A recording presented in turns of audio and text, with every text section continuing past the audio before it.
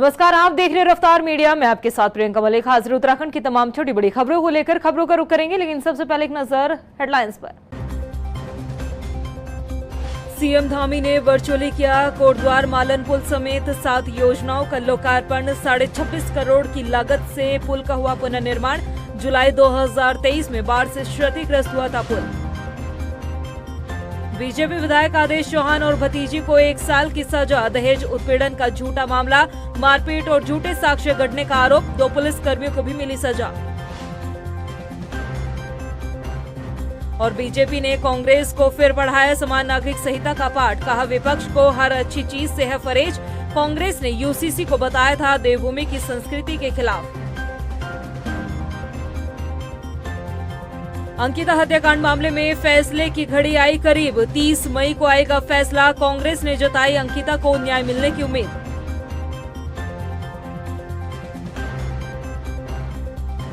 Headlines के बाद bulletin में खबरें विस्तार से। सोमवार को मुख्यमंत्री पुष्कर सिंह धामी ने कोटद्वार के मालन पुल समेत 7 निर्माण कार्यों का वर्चुअली लोकार्पण किया। 26 करोड़ रुपए से ज्यादा की लागत से मालन पुल का पुनर्निर्माण किया गया है।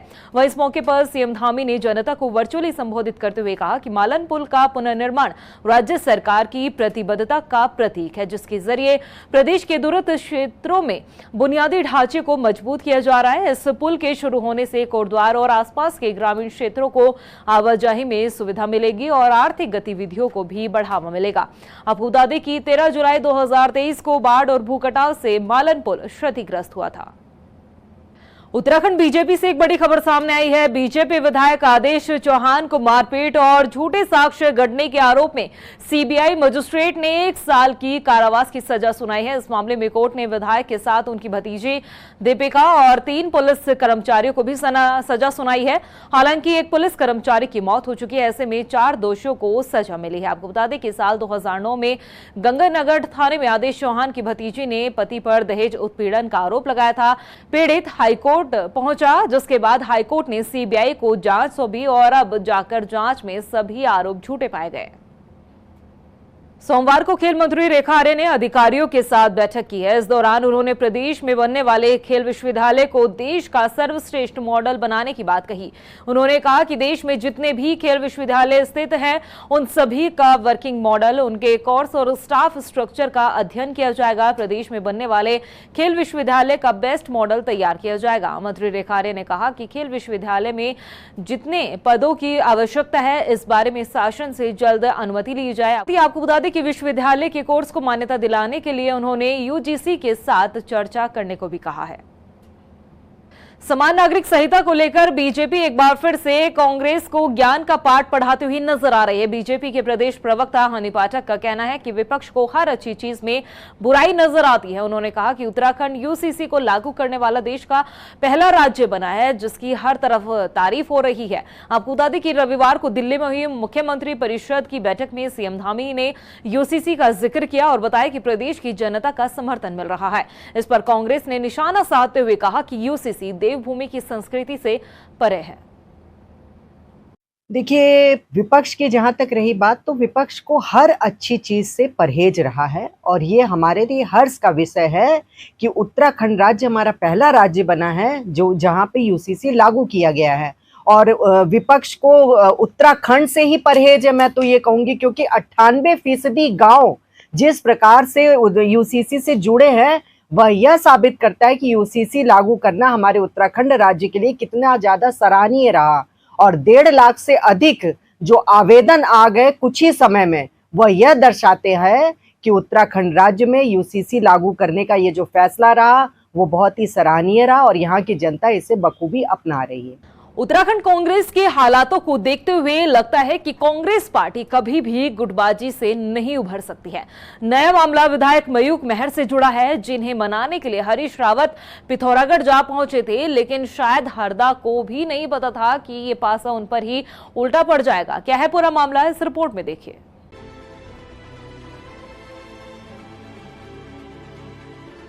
आपने कहावत तो सुनी होगी, सूत न कपास जुलाहों में लट्ठम लट्ठा। ये कहावत उत्तराखंड कांग्रेस पर कहीं न कहीं फिट बैठ रही है। इन दिनों उत्तराखंड कांग्रेस के कई कार्यक्रम चल रहे हैं। कांग्रेस संविधान बचाओ यात्रा, तिरंगा यात्रा, जय हिंद यात्रा निकाल रही है। तो वहीं दूसरी तरफ कांग्रेस के वरिष्ठ नेता और पूर्व मुख्यमंत्री हरीश रावत अपनी न्याय यात्रा पर निकले हैं और इन दिनों कुमाऊं का दौरा कर रहे हैं।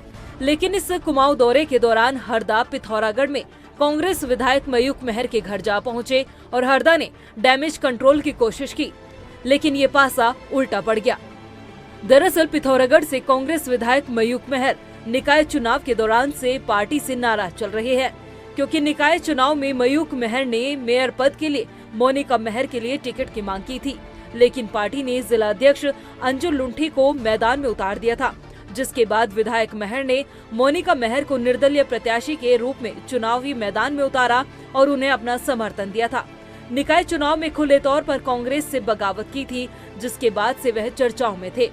लेकिन ये चर्चा एक बार फिर से उस वक्त जोर पकड़ने लगी जब न्याय यात्रा के दौरान पिथौरागढ़ पहुंचे हरीश रावत ने विधायक मयूख मेहर को मनाने का प्रयास करते हुए अपने साथ मंच पर बुलाया।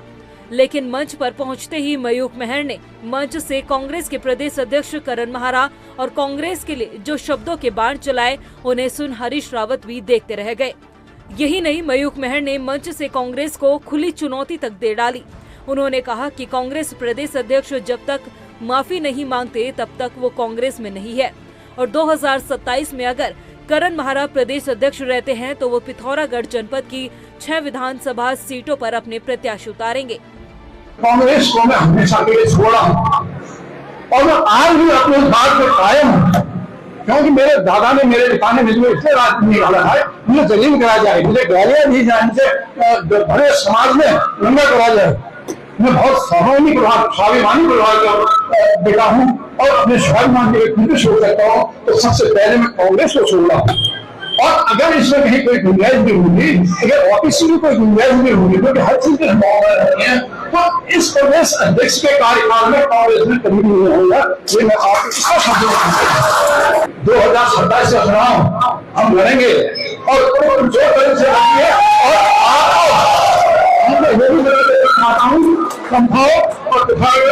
सीट पर हम अपनी प्रत्याशी खड़ा करेंगे। वहीं इस पूरे मसले पर कांग्रेस की प्रदेश प्रवक्ता प्रतिमा सिंह का कहना है कि मयूख मेहर फिलहाल कांग्रेस के ही नेता है और उन्होंने जहां ये बयान दिया वहां पर कांग्रेस के वरिष्ठ नेता हरीश रावत मौके पर बैठे हुए थे, तो जरूर हरीश रावत ने इस पूरे मामले का संज्ञान भी लिया होगा। उन्होंने कहा कि फिलहाल आला कमान की नजरें सभी कार्यकर्ता और पदाधिकारियों पर टिकी हुई है। देखिए, अब इस बात का जवाब तो मुझे लगता है कि मैं क्या दे सकती हूँ, इस बात का जवाब तो हरीश रावत जी बेहतर दे पाएंगे, हमारे वरिष्ठ नेता हैं और उनका एक कार्यक्रम था शायद, मुझे लगता है कि दौरे के ड्यूरेशन में। और अब क्योंकि जैसे मैंने अभी कहा कि मयूख मेहर जी ने अभी पार्टी से इस्तीफा नहीं दिया है, तो वो पार्टी के ही विधायक है और पार्टी के विधायक होने के नाते वो उनकी चाय का जो उनका प्रोग्राम था, जनसभा थी और कुछ लोगों को उन्होंने इकट्ठा किया हुआ था अपने आने वाले 27 की रणनीति के लिए, उसमें वो शामिल हुए थे। वहीं इस मामले से बीजेपी को बैठे बिठाए कांग्रेस को घेरने का मौका मिल गया। बीजेपी नेता मथुरादत्त जोशी ने कहा कि कांग्रेस पार्टी नेतृत्वहीन है और कांग्रेस में अंतर्कलह अपने चरम पर है। उन्होंने ये भी कहा कि 2027 में कांग्रेस का हाल बेहद बुरा होने वाला है। और जो चीज़ हम कहते थे, बार बार हम ये कहते थे ना, कांग्रेस में जो मैंने कहा ना, जबरदस्त सिरफुटबल है और बड़ी सिरफुटबल होगी। आप देखिए 27 आते आते कांग्रेस में कहीं का टुकड़ा कहीं गिरेगा, कोई कहीं गिरेगा, कोई कहीं गिरेगा और बहुत बुरी हालत है। और नेतृत्व हरीश रावत को कौन नेता मान रहा है? मानने को तैयार है हरीश रावत को नेता? इस बुढ़ापे में अपनी छिछाले दर कम कराएं, ठीक है, किताब बांट रहे हैं, पढ़ने लिखने का काम करें, वो मंदिरों में जाएं, भजन कीर्तन करें, ये काम रह गया हरीश रावत जी के लिए। उत्तराखंड कांग्रेस की हालत पर कई सवाल उठ रहे हैं। क्या कांग्रेस के नेताओं की आपस में ठनी है? अगर हाँ, तो फिर कांग्रेस बीजेपी से 2027 में कैसे पार पाएगी? वहीं दूसरा सवाल ये भी है कि क्या हरीश रावत के मयूख मेहर के घर जाने के फैसले ने कांग्रेस के लिए एक नई मुसीबत खड़ी कर दी है? ये वो तमाम सवाल है जो राजनीतिक गलियारों में तैर रहे हैं, जिनका जवाब आने वाले वक्त पर निर्भर करता है। रफ्तार मीडिया के लिए देहरादून से सुशांत सिंह की रिपोर्ट। पौड़ी पहुंचे कैबिनेट मंत्री धन सिंह रावत ने घंडियाल देवता मंदिर के दर्शन किए। इस दौरान उन्होंने बड़ी घोषणा की है। दरअसल इस मंदिर तक जाने के लिए करीब 5 किलोमीटर का पैदल ट्रैक है। मंत्री धन सिंह रावत ट्रैक से होते हुए जब मंदिर पहुंचे तो उन्होंने सुव्यवस्थित मार्ग बनाने की घोषणा की। उन्होंने कहा कि घंडियाल देवता मंदिर में प्राकृतिक सौंदर्य और धार्मिक आस्था का अनूठा संगम है। यहाँ का शांत वातावरण पर्यटकों को आकर्षित करेगा। कि अगले 2 सालों में हम इसको ट्रैक ऑफ द ईयर के रूप में इसको विकसित करें। अभी तक उत्तरकाशी और पिथौरागढ़ जिले में होता था और मुझे लगता है कि बहुत अच्छा ट्रैक है और हजारों लोग यहाँ दर्शन करने आते हैं। स्थानीय लोगों का यहाँ पे बड़ा योगदान है और मैं बहुत जल्दी स्थानीय लोगों के साथ एक बैठक करके यहाँ की DPR भी बनाई जाएगी और जो यहाँ के स्थानीय लोग चाहेंगे वैसे वैसे हम इस मंदिर का भी निर्माण करेंगे। यहाँ पे धर्मशाला बनाएंगे तो भी बनाएंगे, यहाँ पे पानी की दिक्कत है वो भी पूरी करेंगे और ट्रैक ऑफ द ईयर के लिए भी अगले साल हम इसका प्रस्ताव जरूर भारत सरकार को भेजेंगे। उधर भगवानपुर पहुंचे हरिद्वार सांसद त्रिवेंद्र सिंह रावत ने मुस्लिम राजपूत समाज के लोगों के साथ मुलाकात की। इस मौके पर उन्होंने कहा कि मुस्लिम राजपूत समाज के लोगों ने साबित कर दिखाया कि उनका और हमारा एक ही खून है। वहीं उन्होंने ऑपरेशन सिंदूर की तारीफ करते हुए कहा कि भारतीय सेना ने पाकिस्तान में चल रहे आतंक के अड्डे को ध्वस्त किया। उन्होंने बताया कि ग्रामीणों ने गांव में महाराणा प्रताप के नाम से गांव का गेट और खेल का मैदान रखने की मांग की है। मेरे पास इलेक्शन के दौरान भी कुछ मुस्लिम राजपूत भाई मिले और फिर अभी भी लगातार 1 साल में मैं मिलता रहता हूँ, मेरे पास आते रहते हैं सब लोग। उन्होंने प्रस्ताव यहाँ पर जो रखा है और उन्होंने मुझसे कहा कि हम लोग जो गोत्र है वो महाराणा प्रताप से हम लोग जुड़ते हैं और इसलिए हम चाहते हैं कि गांव में महाराणा प्रताप के नाम से कुछ होना चाहिए। उत्तराखंड सरकार शहीद सैनिकों के आश्रितों को अब 50 लाख की आर्थिक सहायता देने जा रही है। बीजेपी के प्रदेश मीडिया प्रभारी मनवीर सिंह चौहान ने सरकार के इस फैसले को सैनिकों के परिजनों के हित में बताया। उन्होंने कहा कि हमारी सरकार जो भी घोषणा करती है उसे धरातल पर उतारने का सबसे पहला प्राथमिकता पर रखती है। आपको बता दें कि मुख्यमंत्री पुष्कर सिंह धामी ने पिछले साल कारगिल विजय दिवस पर सैनिकों के आश्रितों के लिए 10 लाख रुपए से बढ़ाकर 50 लाख की आर्थिक सहायता देने की घोषणा की थी।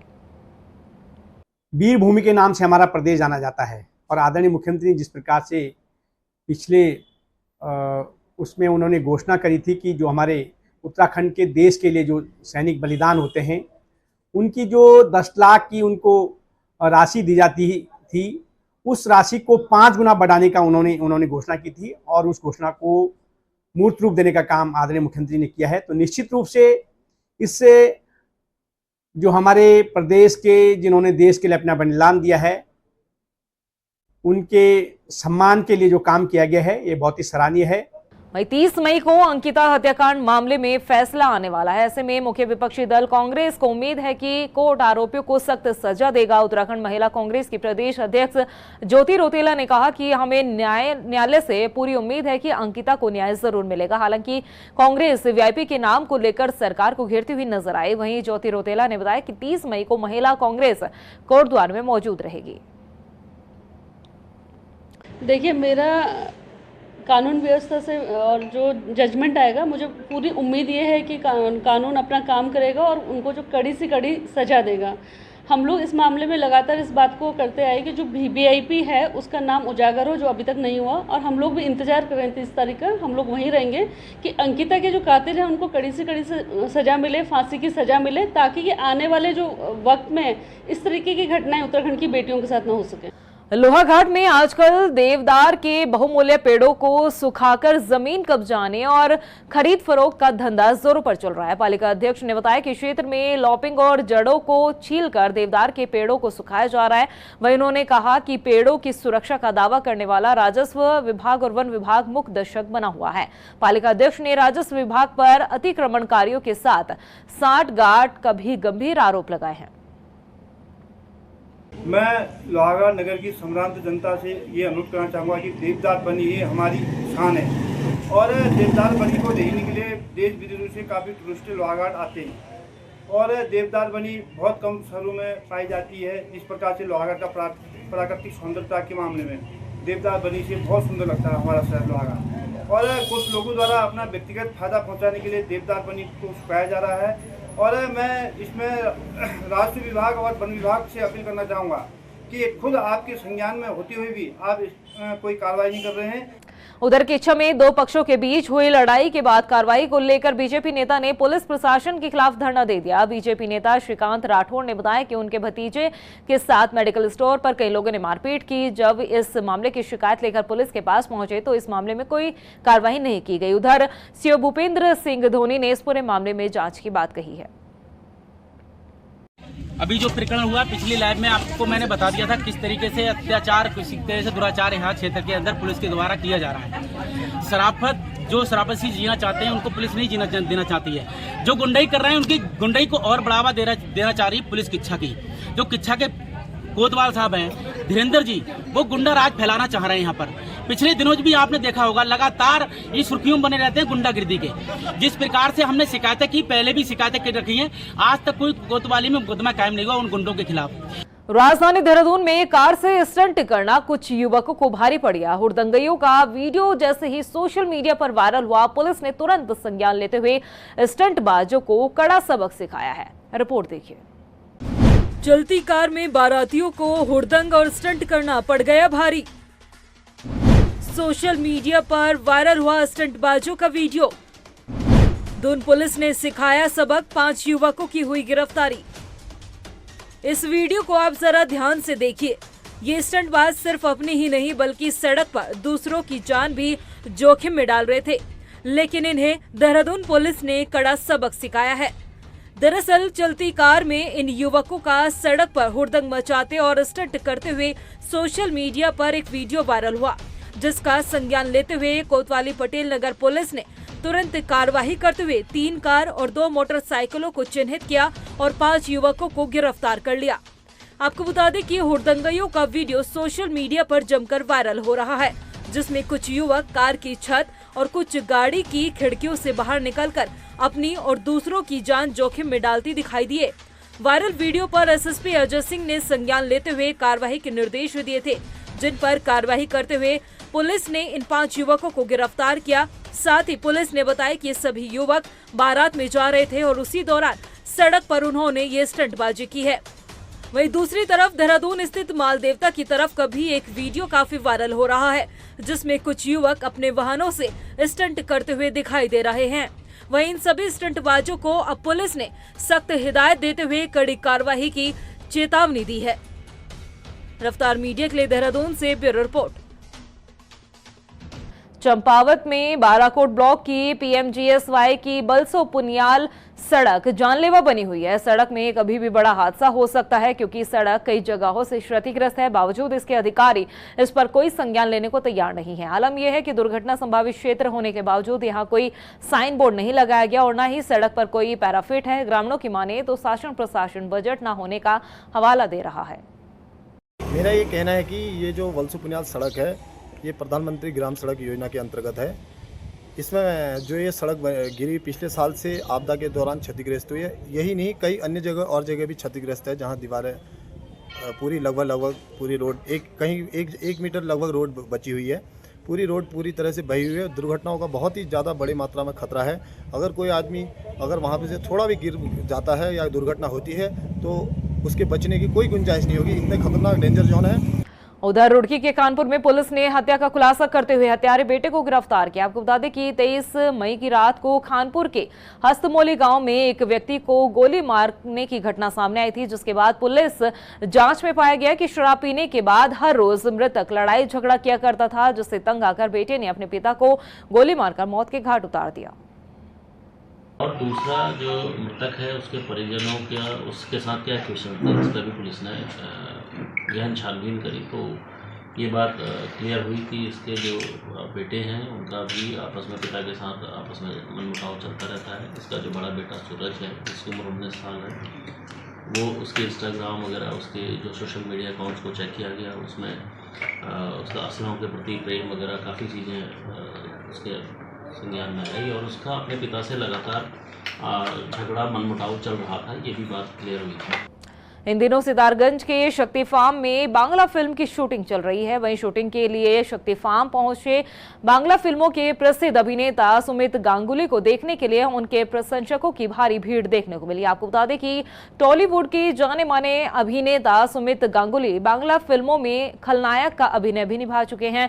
उधर फिल्म के डायरेक्टर प्रताप दत्ता ने बताया कि फिल्म का नाम खनन 23 है, जिसमें स्थानीय कलाकारों को भी शामिल किया गया है। उत्तराखंड सरकार की जो फिल्म पॉलिसी है उसमें अगर कोई बांग्ला मूवी के लिए अगर सब्सिडी रखा जाए, कोई स्कीम रखा जाए, तो मैं आशा करता हूँ ज़रूर फिर उसमें जो आउट ऑफ बंगाल में जो बांग्ला भाषाभाषी क्षेत्र हैं, लगभग यूपी उत्तराखंड मिला के 20 लाख जो बंगाली कम्युनिटी के लोग रहते हैं, और जहाँ पर बांग्ला भाषा संस्कृति लगभग ख़त्म होने की कगार पर हैं। नई पीढ़ी के जो भी हैं वो बांग्ला भाषा संस्कृति से दूर होते जा रहा है। तो ये जो खनन 23 इसके निर्माण से नई एक ऊर्जा मिलेगा। वहीं लोहाघाट के छामनिया चौड़ में ग्रामीणों का गुस्सा विद्युत विभाग के खिलाफ फूटा। क्षेत्र में जगह जगह फैले बिजली के तारों को लेकर ग्रामीणों ने विद्युत विभाग पर लापरवाही के गंभीर आरोप लगाए। उन्होंने बताया कि सोमवार सुबह छामनिया चौड़ स्थित निर्माणाधीन स्कूल में करंट लगने से गाय की मौत हो गई। ग्रामीणों की माने तो इससे पहले भी कई बार ऐसे हादसे हो चुके हैं। में यह 11 खंबे कैंप के अंदर आ रहे हैं, जिसके बारे में हम डीएम साहब को भी, केबी संगठन को भी और सीपीडब्ल्यूडी को भी कई बार लेटर लिख चुके हैं, बता चुके हैं कि यहाँ जो है जान माल का खतरा हमारा होने वाला है। लेबरों को भी हम बहुत सावधानी से यहाँ काम करा रहे हैं। आज अचानक देखिए गाय की करंट लगने से मौत हुई है, और इस मामले में डीएम साहब भी ना कुछ कर रहे हैं, ना केबी संगठन कुछ कर रहा है, और काम का भी हर्जा हो रहा है, जिसकी वजह से हमें काम भी निर्माण भी हमारी गति रुकी हुई है, जिसकी वजह से हमारा बहुत एक्स्ट्रा एक्सपेंडिचर भी साइड में हो रहा है। प्रदेश की खबरों में इतना ही। फिर हाजिर होंगे कुछ और खास खबरों के साथ। तब तक के लिए मुझे दे इजाजत, लेकिन जाने से पहले एक नजर हेडलाइंस पर। नमस्कार। सीएम धामी ने वर्चुअली किया कोटद्वार मालन पुल समेत 7 योजनाओं का लोकार्पण। 26.5 करोड़ की लागत से पुल का हुआ पुनर्निर्माण। जुलाई 2023 में बाढ़ से क्षतिग्रस्त हुआ था पुल। बीजेपी विधायक आदेश चौहान और भतीजी को 1 साल की सजा। दहेज उत्पीड़न का झूठा मामला, मारपीट और झूठे साक्ष्य गढ़ने का आरोप। 2 पुलिसकर्मियों को भी मिली सजा। और बीजेपी ने कांग्रेस को फिर पढ़ाया समान नागरिक संहिता का पाठ। कहा विपक्ष को हर अच्छी चीज से है परहेज। कांग्रेस ने यूसीसी को बताया था देवभूमि की संस्कृति के खिलाफ। अंकिता हत्याकांड मामले में फैसले की घड़ी आई करीब। 30 मई को आएगा फैसला। कांग्रेस ने जताई अंकिता को न्याय मिलने की उम्मीद।